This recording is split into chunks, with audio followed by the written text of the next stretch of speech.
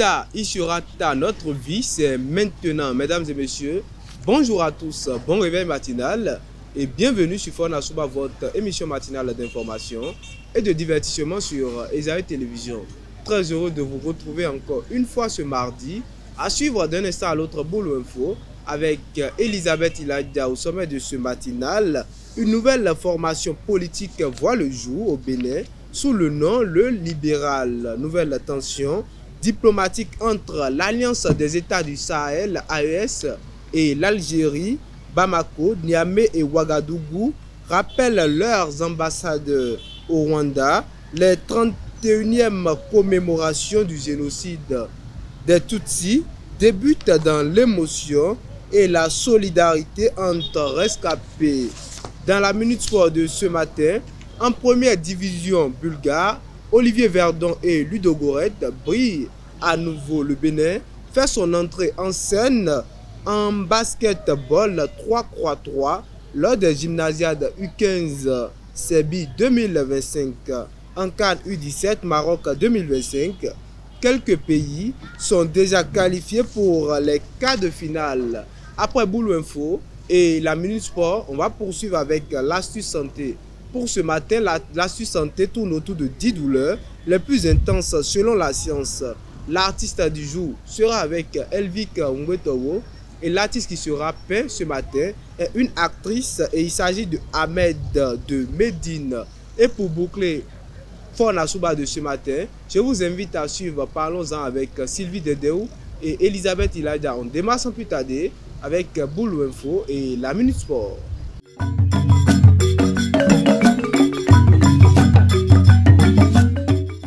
Elisabeth Iladia, bonjour. Bonjour Médine. Boulot Info, c'est avec vous. C'est exact. Bonjour à toutes et à tous et bienvenue dans Boulot Info. Le parti politique Le Libéral a été officiellement lancé le samedi 5 avril à Abomey-Calavi par Richard Boni-Ouourou en présence de plus de 1200 délégués venus des 77 communes du pays.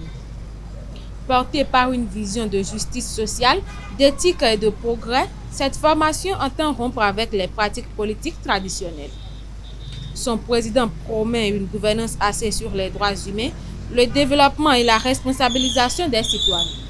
Favoriser les produits du territoire, valoriser le travail des producteurs locaux et encourager de meilleures habitudes alimentaires, c'est tout l'enjeu de la boutique Consommons local et sain qui a ouvert ses portes ce vendredi 4 avril à Parakou. Une initiative de MAP Afrique qui s'inscrit dans la promotion de l'agriculture familiale au Bénin. Reportage signé Mouidine Lawani et Sylvie Dedéou. À partir de 100 francs, tu peux te faire plaisir ici. C'est l'ambition portée par la nouvelle boutique Consommons local et sain, inaugurée ce vendredi 5 avril à Parakou au quartier Dépôt. Une initiative portée par MAP Afrique dans le cadre de la promotion de l'agriculture familiale au Bénin. L'objectif de cette initiative, c'est de faciliter l'accès au marché pour les produits locaux, sains et naturels, améliorer le revenu des familles agricoles. Dans le rang des entrepreneurs, le soulagement est palpable. Pour eux, cette boutique est une réponse concrète à leurs difficultés d'écoulement des produits. C'est une très bonne initiative.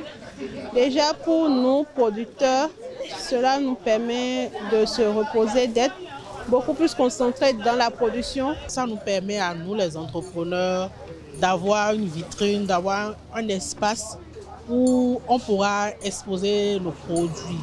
Les partenaires saluant unanimement cette initiative, ils y voient une action structurante, porteuse de développement et un pas de plus vers la souveraineté alimentaire locale. C'est une grosse satisfaction de voir qu'un pan des goulots d'étranglement auxquels fait face l'entrepreneuriat est en train de trouver un début de solution, c'est-à-dire quoi? L'accès au marché. C'est pour nous une fierté et nous recommandons fortement et nous conseillons ces entrepreneurs de pouvoir continuer d'être assez persévérants, de ne pas baisser les bras et de pouvoir quand même tirer assez profit de tout ce qui se fait, de ce qu'ils font aujourd'hui. Consommons local et sain, plus qu'un slogan, mais un véritable engagement pour l'avenir béninois en général et de Parakou en particulier. Hors de nos frontières, le dimanche 6 avril 2025, Le Mali, le Niger et le Burkina Faso ont décidé de rappeler leurs ambassadeurs en Algérie, accusant Alger d'avoir abattu un drone malien sur leur territoire commun. Selon Bamako, cette action a empêché la neutralisation d'un groupe terroriste menaçant l'AES. En réaction, le Mali se retire également du comité d'état-major conjoint basé en Algérie. Ce lundi 7 avril 2025 marque le lancement des 31e commémorations du génocide des Tutsis au Rwanda qui dureront 100 jours.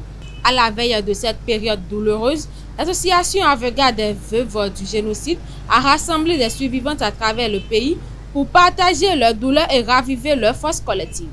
Entre prières, silence et entraide, les rescapés affirment leur volonté de rester debout malgré les blessures encore vives du passé. C'est tout pour Boulou Info de ce matin. Merci de nous avoir suivis. Merci à vous, Elisabeth Iladia, pour l'actualité matinale. Chers internautes, la Minute Sport, c'est avec Elvic Ngweto.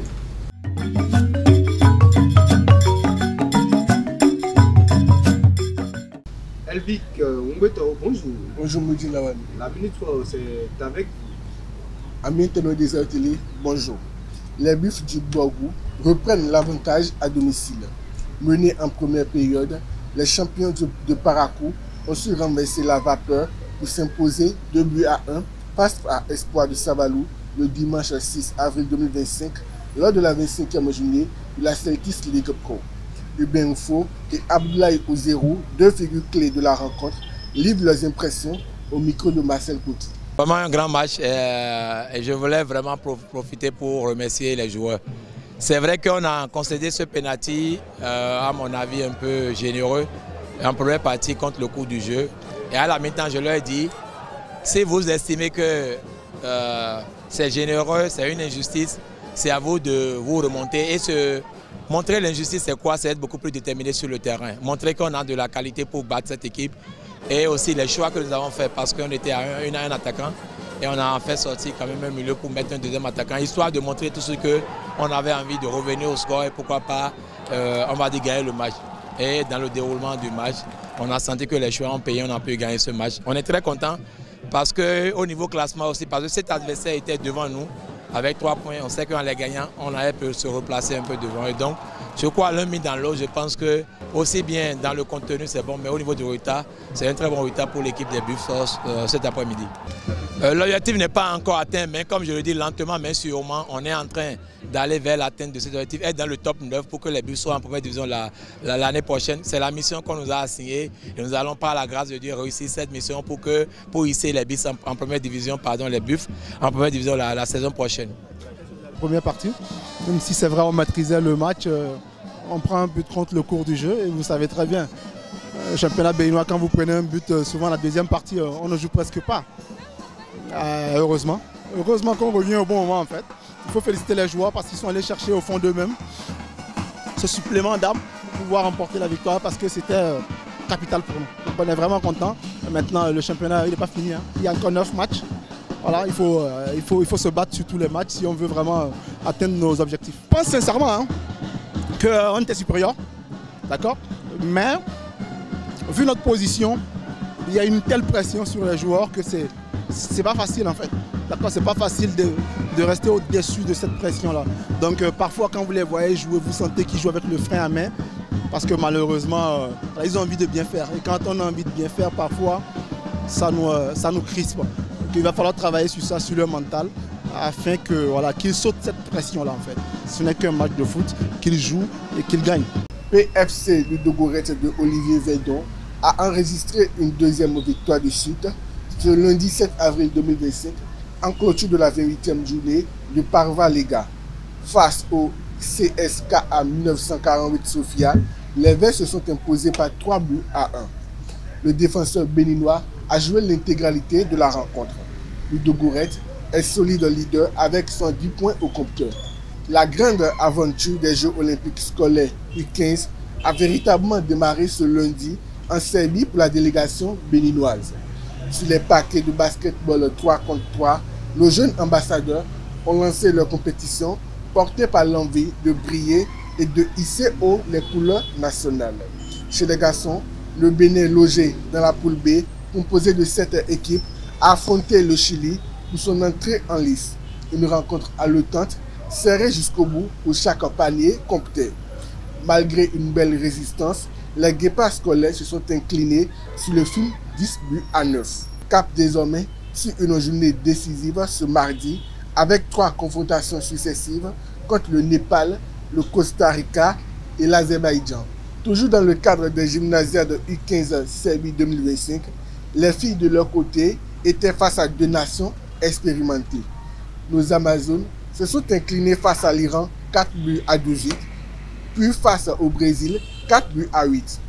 Des débuts difficiles, certes, mais pleins d'enseignements. L'équipe féminine aura à cœur de rebondir ce mardi face au Chili et à l'Inde. Le Bénin est le seul pays africain engagé dans les 2 tableaux, aussi bien chez les garçons que chez les filles. Et pour boucler la minute sport, pour le compte de la CAN U17 Maroc 2025, les pays qualifiés pour les quarts de finale sont le Maroc, la Zambie, le Burkina Faso, l'Afrique du Sud, la Tunisie, le Sénégal, la Côte d'Ivoire et le Mali. Ces pays sont aussi qualifiés pour la Coupe du Monde U17 FIFA Qatar 2025 en attendant les 2 dernières nations qui seront connues au terme des playoffs entre les 3e de la phase des groupes. La 20e édition de la Coupe du Monde des moins de 17 ans est prévue pour se dérouler du 3 au 27 novembre prochain. C'est tout pour la Minute Sport. Merci Elvik Ngwetao pour la Minute Sport. Chers internautes, l'astuce santé, c'est avec Sylvie Dédéo.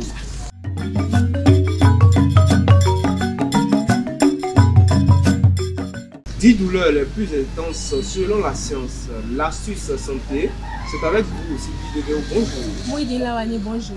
Amis internautes de Zaï Télévision, bonjour. La douleur est une expérience personnelle influencée par notre état physique, émotionnel et mental.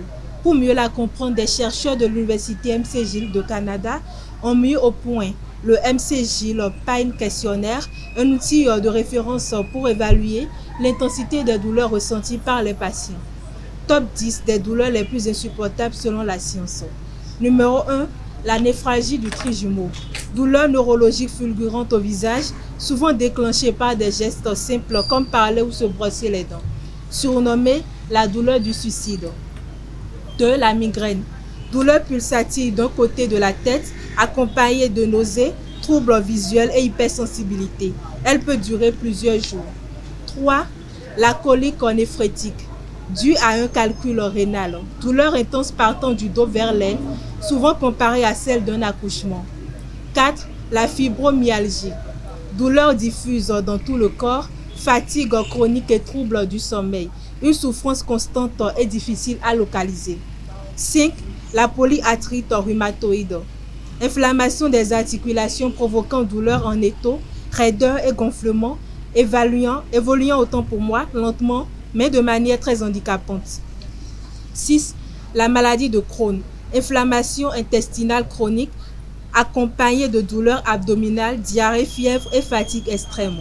7. L'amputation d'un doigt. Douleur vive en raison des nombreuses terminaisons nerveuses, souvent suivies d'une douleur fantôme tout aussi perturbante. 8. L'accouchement. Douleur multifactorielle liée aux contractions, dilatation et poussée, très intense mais parfois subie d'un bonheur immédiat. 9. La piqûre de fourmi Paraponera. Originaire d'Amérique du Sud, elle provoque une douleur aiguë et irradiée comparable à une balle de revolver. 10. Le syndrome douloureux régional complexe. Douleur chronique après un traumatisme, souvent dans un membre.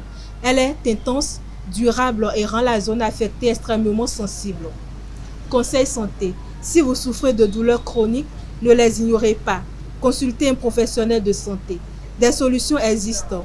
Traitements médicamenteux, thérapie alternative, soutien psychologique. Il est possible d'améliorer la qualité de vie. C'est tout pour l'astuce santé de ce matin. Merci Sylvie pour l'astuce santé. Chers internautes, à présent on retourne du côté de Elvik Ngwetao pour l'artiste du jour.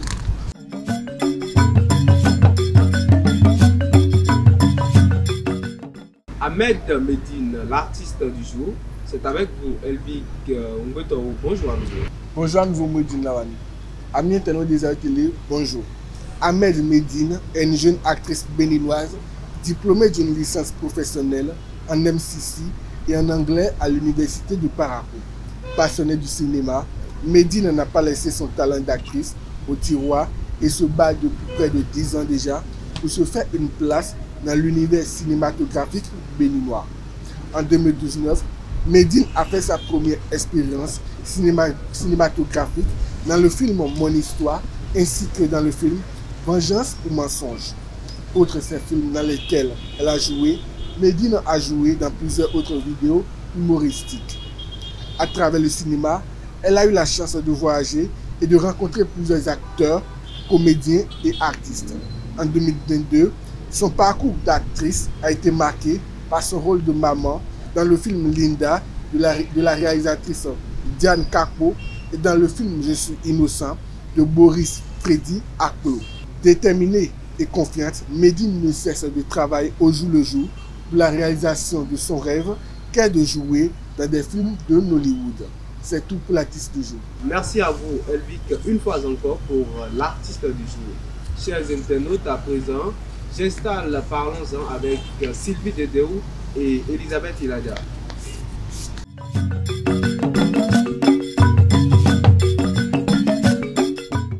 Se marier après une courte durée de relation, une bonne idée ou un choix risqué, c'est autour de ce sujet que sera meublé Fona et Parlons-en autant pour moi de ce matin. Le débat est avec vous. Sylvie Dedéou, bonjour à nouveau. Et Elisabeth Iladia, bonjour à nouveau. Alors, d'abord, Elisabeth Iladia, les relations de courte durée, dites-moi ce que vous en pensez.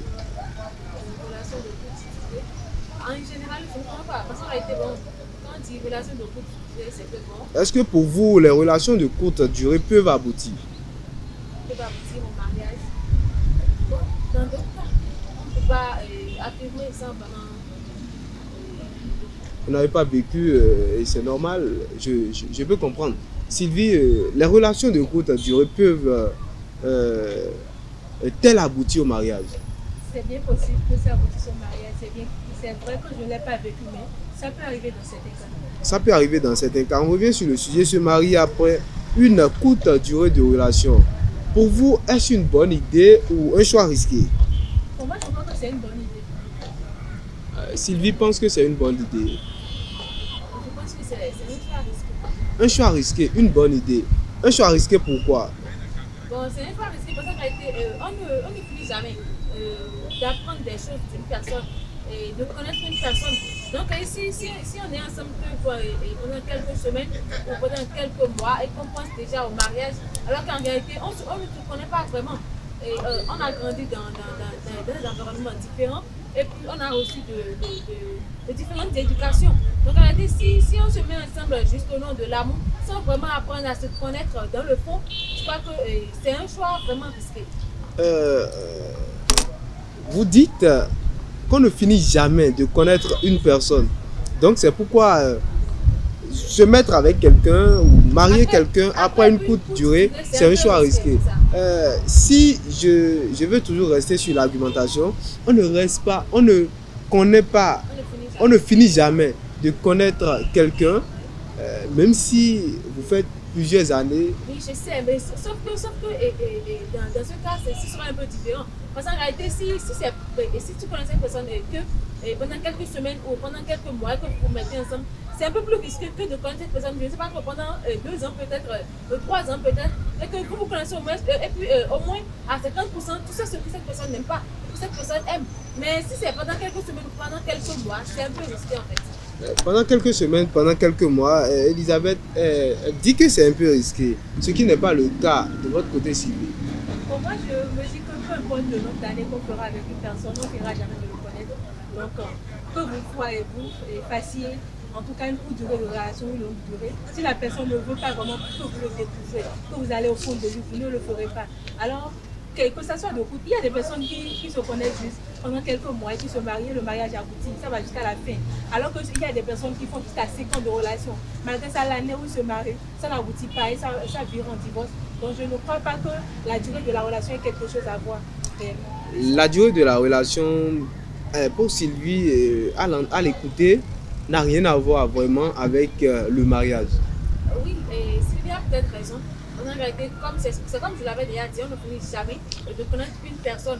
Sauf que si tu te patientes un peu plus et que tu ne te précipites pas au mariage, c'est-à-dire que tu te dis que bon, on a encore quelques temps devant nous en réalité. C'est-à-dire que rien ne presse quoi. Et que on peut décider ensemble de se connaître encore pendant quelques mois de plus. C'est-à-dire qu'on a déjà peut-être fait 2 ans ensemble. Qu'on décide encore de passer encore une année à se connaître. C'est ça, et ça les anglophones disent talking stage. C'est-à-dire c'est pour dire en quelque sorte que c'est une période où on se connaît quoi. On apprend à se connaître.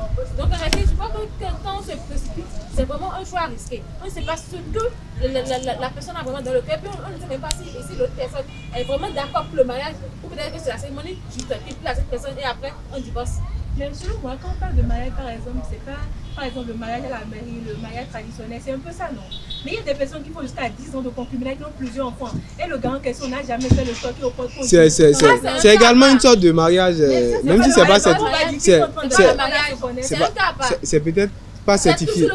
C'est peut-être pas certifié. Parce que tu fais 10 ans avec un homme, ça paraît que bon, le mariage vient aller comme ça. Ils ne sont pas mariés, c'est ça. Non, vous n'avez pas compris mon concept fait. Je disais tout à l'heure, vous avez dit que bon, pour durée de relation, par exemple, c'est un choix risqué. Maintenant, je prends le cas de quelqu'un qui est ensemble, bon, pendant 10 ans en concubinage, le gars n'a pas donné la dot et tout. Donc, dans ce cas, ils ne sont pas mariés. Ça veut dire qu'ils apprennent toujours à se connaître pendant les 10 ans là. Non, c'est pourquoi je dis que ça, c'est un cas à part. Ça, c'est pas comme je disais, une période où on se connaît. Non, c'est pas cette période. C'est pas ça en fait.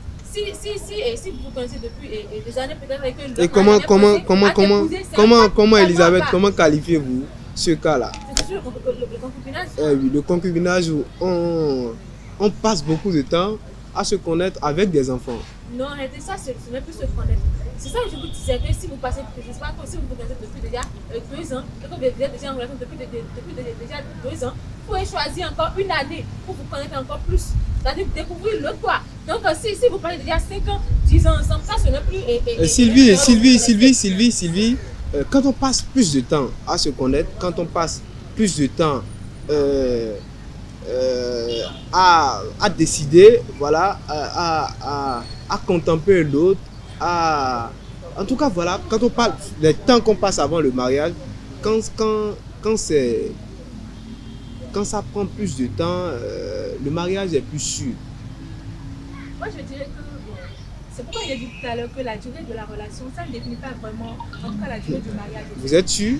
Ça ne définit pas vraiment. Parce que si moi par exemple, bon, supposons que je suis en relation avec Mouidine par exemple, et j'ai envie qu'il me connaisse, que Mouidine me connaisse réellement, je vais lui montrer chaque facette de moi. Même en une semaine, si Mouidine, je veux que Mouidine me connaisse, il le fera. Ce n'est pas en plusieurs années que Mouidine a besoin de me connaître. En fait, ça dépend de la manière dont la personne réagit pendant chaque situation, en fait, quoi. Moi, je ne crois pas que quelqu'un peut vous connaître en une semaine. C'est bien possible. Je crois que c'est impossible. Non, arrêtez. Peut-être que la personne vous connaîtra, je ne sais pas, à 10%.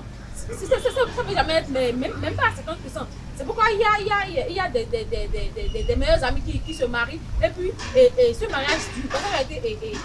Quand on le voit et que la femme dit que bon, c'était mon meilleur ami, ou que l'homme dit que c'était ma meilleure amie par exemple. C'est-à-dire que c'est ce type de mariage dure, pas parce qu'ils avaient des enfants ou parce qu'ils avaient passé de longues années ensemble. C'est parce que c'était d'abord amis et qu'ils connaissent, c'est-à-dire que les défauts et les qualités de chacun. C'est-à-dire qu'ils se connaissent dans le fond. Vous savez bien qu'il peut y avoir des meilleurs amis qui vont se marier, qui vont pas aboutir. C'est pas parce qu'on est proche en tant qu'amis que dans le mariage, forcément, ça peut marcher.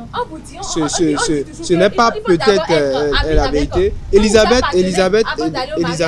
le mariage, c'est se mettre avec la bonne personne. Oui. C'est ça, si je ne me trompe pas. Alors, même en 1 mois ou en 2 mois, on peut reconnaître quand vous êtes la bonne personne. On est d'accord? Moi, je ne refuse pas. Je ne refuse pas l'argumentation ou l'exemple.